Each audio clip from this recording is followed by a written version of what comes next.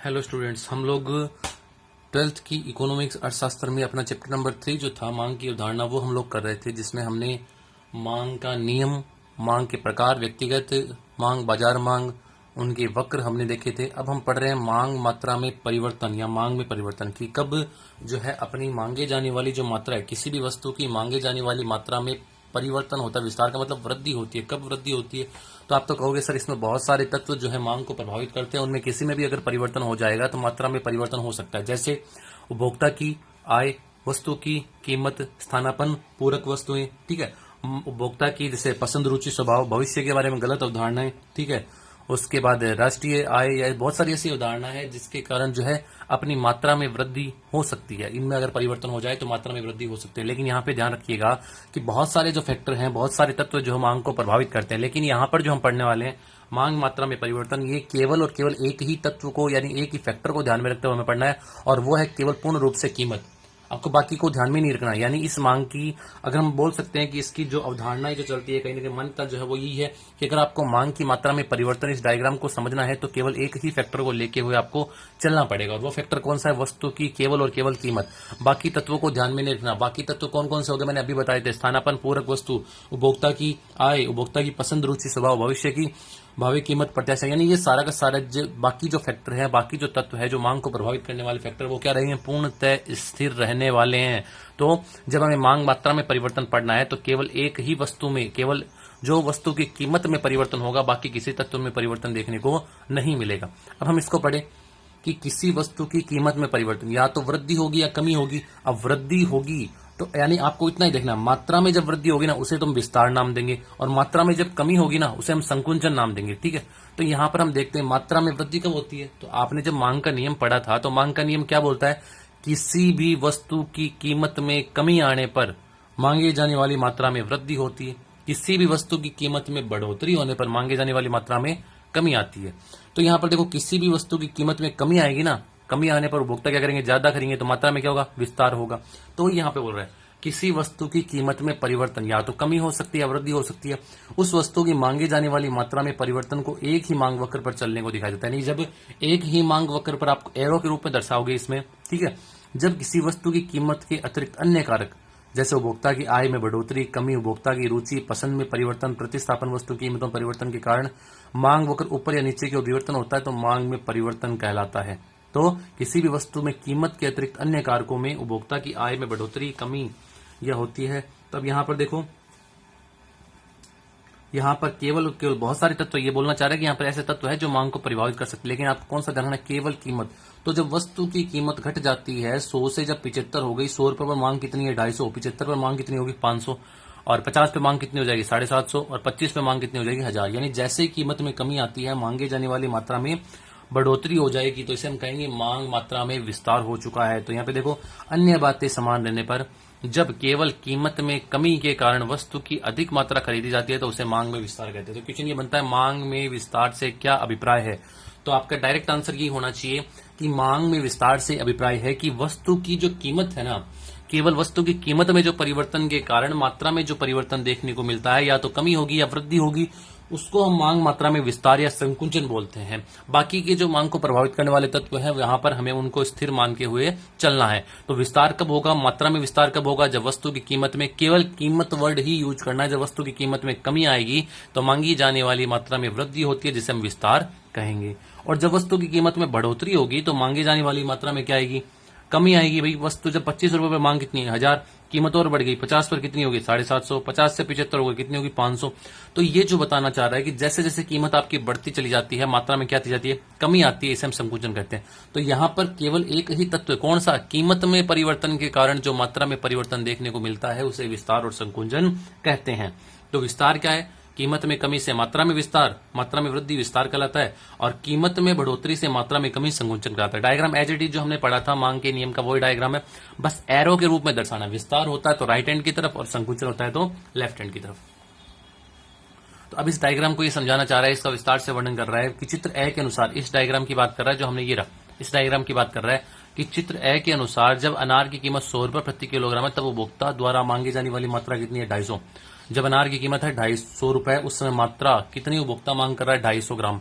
और जब वस्तु की कीमत, अनार की कीमत घटकर 50 रुपए हो जाती है, यानी 100 से 50 हो गई, तब मांग कितनी कर रहा है? 750 ग्राम। यानी कहीं ना कहीं 250 से 750 क्या हुई है? आपके वृद्धि देखने को मिली है। तो यहां पर जो वृद्धि हुई है, आप बता सकते हो कि कीमत में जो है 50 रुपए की कमी आ गई, जिससे आपकी मांग मात्रा में क्या हो गया? विस्तार हो गया 250 से 700 तक का, यानी 500 की कम से कम वृद्धि इसमें हो चुकी है। तो ये विस्तार कहलाता है। वो यहां पर बोल रहा है। तो ए से बी, यानी जो ये पॉइंट है ना मांग वक्र पर, क्या कहेंगे कि ए से बी तक का क्या हो चुका है? विस्तार। यानी 250 से 750 तक का क्या हो चुका है? मात्रा में विस्तार हो चुका है। आई बात सुनने। अब चलते हैं, इसे ही चलन मांग मात्रा में विस्तार कहते हैं। तो ये वर्ड थोड़े से ध्यान में रखना, चलन मांग मात्रा में विस्तार। और ये सारा डायग्राम बी की बात हम लोग करें कि जब अनार की कीमत 50 रुपए, यानी अब 50 से पहले क्या किया हमने? 100 से 50 पे आया, हम 50 से 100 पर जाएंगे। ये कीमत कितनी है? 50। 50 पर मांग कितनी है? 750। 50 से 100 हो गई, 100 पर कितनी है? 250। तो क्या आ गई? 750 से सीधी 250, 500 की कमी आ गई। इसे क्या कहेंगे? संकुचन कहेंगे।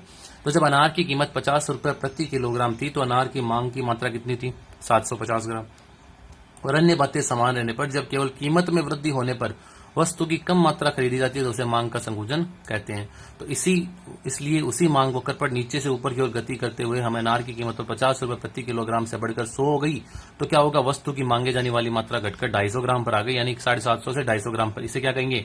मांग मात्रा में संकुचन कहेंगे। यानी ए से लेकर बी तक क्या हो चुका? संकुचन हो चुका है, कमी आ चुकी है। आई बात सुने। अब नेक्स्ट जो अपना टॉपिक है वो है मांग वक्र कब खिसकेगा। ये तो आया उसी मांग वक्र में अगर परिवर्तन। आपको कहते हैं चलन मांग वक्र में बताओ विस्तार संकुचन को समझाओ, या मात्रा में विस्तार संकुचन को डायग्राम के माध्यम से समझाओ। तो आपका आंसर ये होना चाहिए कि मांग को बहुत सारे तत्व प्रभावित करते हैं, जैसे वस्तु की कीमत, उपभोक्ता की आय, प्रतिस्थापन पूरक वस्तुएं। ठीक है, तो यहाँ पर उपभोक्ता की पसंद, रुचि, स्वभाव, उनमें केवल बाकी सारे तत्व स्थिर रहने वाले हैं। केवल और केवल वस्तु की कीमत में जो परिवर्तन होगा ना, वस्तु की कीमत में वृद्धि या कमी के कारण जो मात्रा में वृद्धि या कमी आती है ना, उससे विस्तार संकुचन कहेंगे। अब ये जो तत्व पढ़ने वाले ना, विवर्तन या मांग वक्र में परिवर्तन, कब मांग वक्र हमारा खिसकता है, यानी पहले मांग वक्र से नए मांग वक्र को हम कब प्राप्त करने वाले हैं, तो ये बता दो एकदम। इसका थोड़ा सा बस, इसमें हम लोग क्या करते थे विस्तार संकुचन में, मांग के बाकी सारे तत्वों को ध्यान में नहीं रखते थे, केवल कीमत को ध्यान में रखते थे। इसमें क्या करना है? कीमत को ध्यान में नहीं रखना, कीमत स्थिर रहेगी, बाकी सारे तत्व परिवर्तनशील रहेंगे। जैसे आपने देखा होगा कि मांग वक्र खिसक गया लेकिन कीमत तो वही है, तो कीमत वही है, तो इसमें क्या होगा? विस्तार। इसमें मांग वक्र कब दाएं और बाएं और खिसकता है, ये आपको देखना है। तो ये मांग में विवर्तन या मांग में परिवर्तन दो तरीके से होता है, मांग वक्र में परिवर्तन। ठीक है, तो मांग वक्र में परिवर्तन और यहाँ मांग मात्रा में परिवर्तन है। इस वर्ड को ध्यान दीजिएगा। मांग मात्रा में परिवर्तन पूछे तो विस्तार संकुचन बताना है, और मांग वक्र में परिवर्तन पूछे ना, कब दाएं बाएं खिसकता है, तब ये बताना है। इसमें भी होगा मात्रा में परिवर्तन, लेकिन वक्र साथ में लिखा हुआ आएगा। मांग वक्र में परिवर्तन दो तरीके से होता है। एक राइट हैंड की तरफ जो बता रखा, मांग वक्र दाहिनी और आगे की ओर खिसकना, ये है दाहिनी ओर, और बाएं ओर होगा जब ये ऊपर से नीचे की ओर आएगा। तो जब इसके अनुसार किसी वस्तु की स्वयं की कीमत अपरिवर्तित रहते हुए यदि उपभोक्ता की आय में वृद्धि के फलस्वरूप, यानी यहाँ पर आय वर्ड बोल सकता है, लेकिन बहुत सारे और भी फैक्टर हो सकते हैं, लेकिन यहाँ पर हम लोग एक को ही लेके समझ रहे हैं, यानी सारे फैक्टर है। मैं आपको बता दूं, केवल एक ही कीमत स्थिर रहने वाली है, बाकी कोई में भी अगर परिवर्तन होगा ना, तो वो मांग वक्र में परिवर्तन देखने को मिलेगा। तो यहाँ पर ये केवल, ताकि डाउट ना हो, केवल एक ये लेके चल रहा है समझाने के लिए कि आय में केवल हम दर्शा सकते हैं यदि उपभोक्ता की आय में वृद्धि होती है, कि पहले कीमत थी P रुपए, ये अपना मांग वक्र था। उस समय उपभोक्ता कितनी मात्रा खरीदता था? O से लेकर Q तक की। अब यहाँ पर कीमत में कोई भी परिवर्तन नहीं हुआ, उपभोक्ता की आय में परिवर्तन हो गया। जैसे ही उपभोक्ता की आय बढ़ गई, तो हमने पढ़ा था उपभोक्ता बढ़ी हुई आय पर क्या करता है? उपभोग की मात्रा को बढ़ा देगा। जैसे ही उसकी आय बढ़ जाती है, तो आय बढ़ने पर क्या करेगा? वो उसी कीमत मात्रा को Q से Q1 तक बढ़ा देता है। तो ये कहलाता है मांग वक्र का दाहिनी ओर खिसकना। अब यहाँ तक बढ़ा देगा तो नया बिंदु कौन सा होगा? ये। तो यहाँ पर हमें नया मांग वक्र जो है बनाना ही पड़ेगा। किसी वस्तु की स्वयं की कीमत अपरिवर्तित रहते हुए यदि उपभोक्ता की आय में वृद्धि के फलस्वरूप, प्रारंभिक मांग वक्र BD ये प्रारंभिक है, और अगर कीमत में परिवर्तन नहीं होता, कीमत में परिवर्तन होता ना, तभी ऐसा डायग्राम बनेगा। मांग उसमें उसी मांग वक्र पर दर्शा सकते हैं, लेकिन कीमत में परिवर्तन नहीं हो रहा है, यहाँ पर मात्रा में केवल परिवर्तन हो रहा है, तो हमें नया मांग वक्र प्राप्त होगा। इसे कहते हैं मांग वक्र का दाहिनी ओर खिसकना। तो डायरेक्ट आपका आंसर हो सकता है आय में वृद्धि के कारण मांग वक्र दाईं ओर खिसकेगा, और आय में कमी के कारण मांग वक्र आपका बाईं ओर खिसकने वाला है। हीरा बाईं ओर कि किसी वस्तु की स्वयं की कीमत अपरिवर्तित रहते हुए उपभोक्ता की जो आय है उसमें कमी के फलस्वरूप प्रारंभिक मांग वक्र D से बाईं ओर नीचे की ओर खिसक जाता है। अब हमने इसको नाम दे दिया ऊपर वाले को नाम दे दिया डी, इसको नाम दे दिया D1, कुछ भी नाम दे सकते हो आप अपने हिसाब से, इसको लैंग्वेज में समझा सकते हो। बस आपका डायग्राम, आपके ये जो एरो लगाने वाले ये आपके सही होने चाहिए, ये आपकी जो यहाँ मात्रा होनी चाहिए, कीमत होनी चाहिए, डिमांड वक्र ही नाम होना चाहिए, यहाँ पर और कुछ नाम आपने नहीं लिख सकते। तो ये थोड़ी सी बातें हैं, छोटी छोटी बातें आपको ध्यान में रखने की जरूरत है। फिर आपको बता रखा है कि ओपी कीमत पर,